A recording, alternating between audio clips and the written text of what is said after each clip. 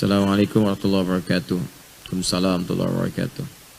Ustadz, ada hadis mengatakan wanita yang ikhlas di poligami balasannya surga jika sabar. Tuh, apa saya bilang?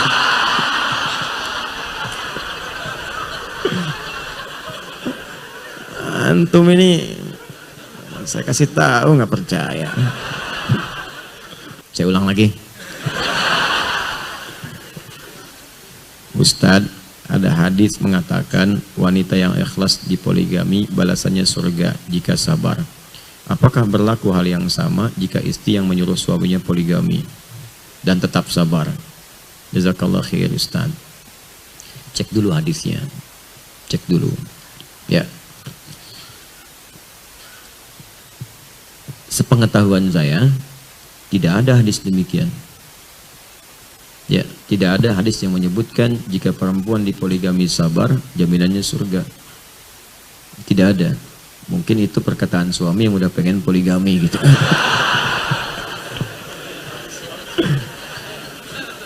Ya.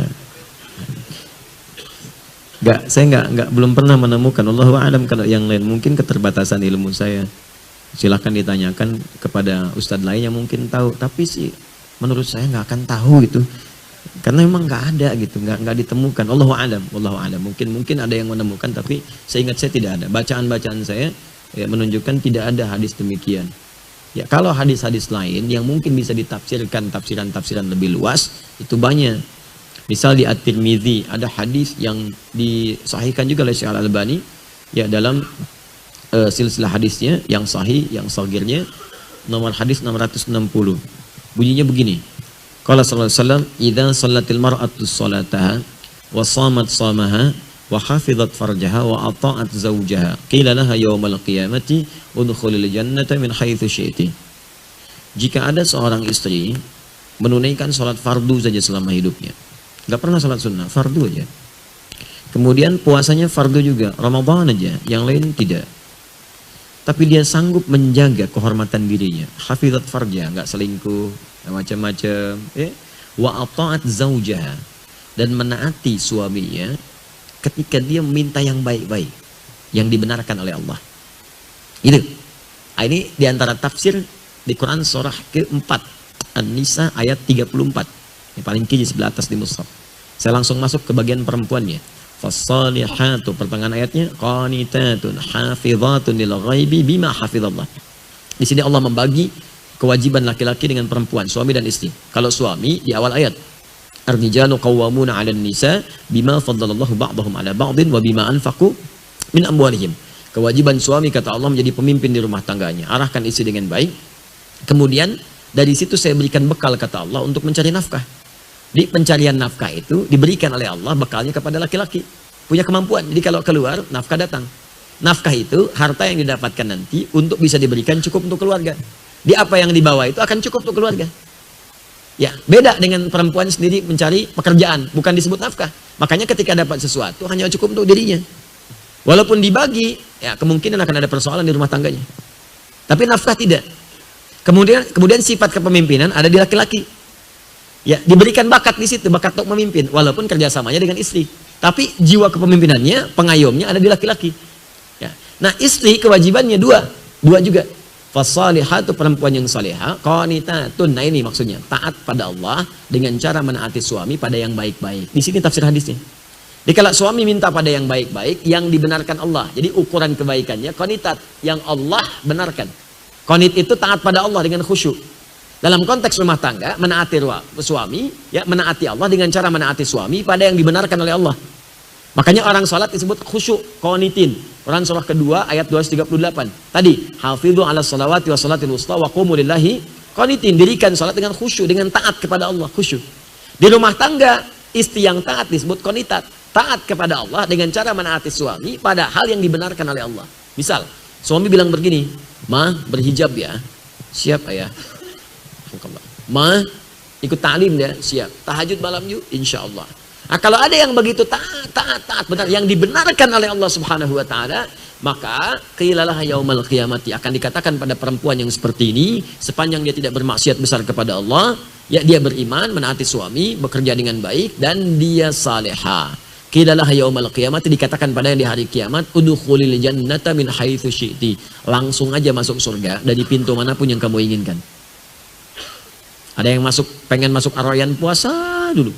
Ada yang pengen masuk pintu tahajud dulu. Ada yang masuk pintu sedekah dulu. Tapi perempuan ini langsung aja masuk, pilih aja dari pintu mana aja. Ya. Nah sekarang, apa korelasi dengan poligami?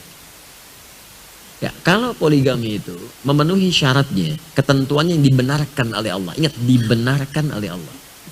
Karena semua ibadah ada rukun dan syarat. Jangankan poligami, monogami pun ada rukun dan syarat. Ya, ta'tariyal ahkamul khamsah. Kalau syaratnya terpenuhi, nikah. Jangan ditunda-tunda. Ya ma'syaras syabab, para pemuda.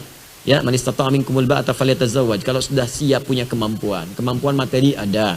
Kemampuan akhlak ada. Akhlak mesti ada. Kalaupun kaya, tapi dengan menikah bisa menyakiti pasangan, haram hukumnya. Jadi haram, yang halal jadi haram, ingat tuh.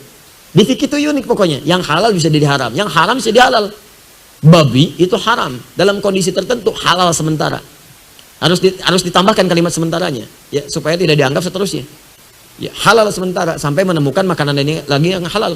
Ya, jadi kalau Anda sedang ke hutan, misalnya nggak ketemu tuh yang halal-halal, ya tiba-tiba mau nyari, ada yang ngorok lagi, gitu kan?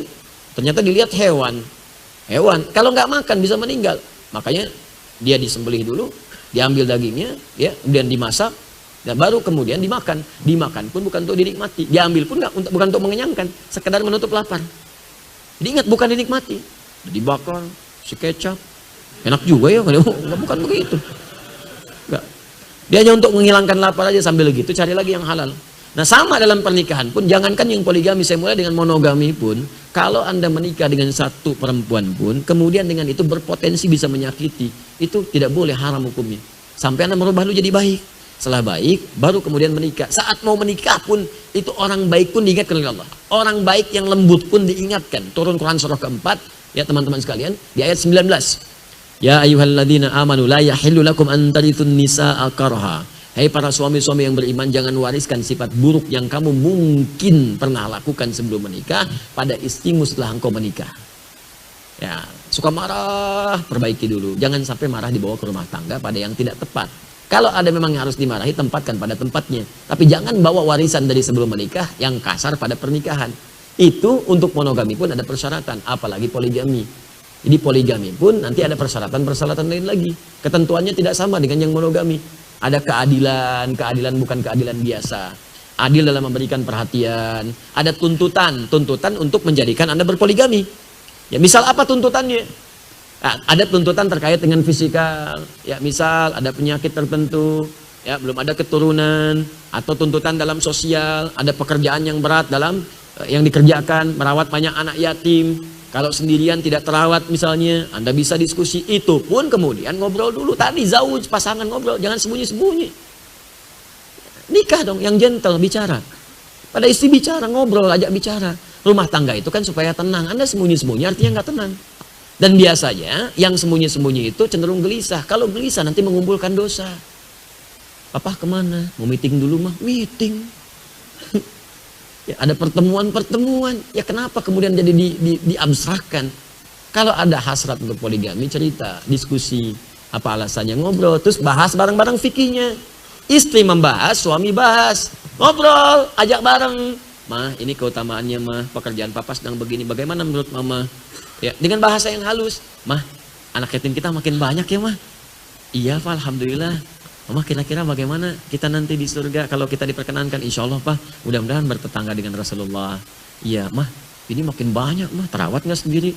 Mama juga udah merasa capek sih Pak, sendiri ini nggak sanggup nih.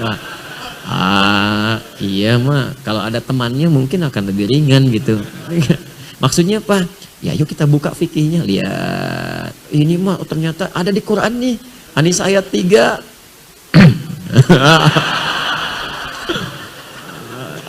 Itu caranya, ini pelan-pelan diskusi.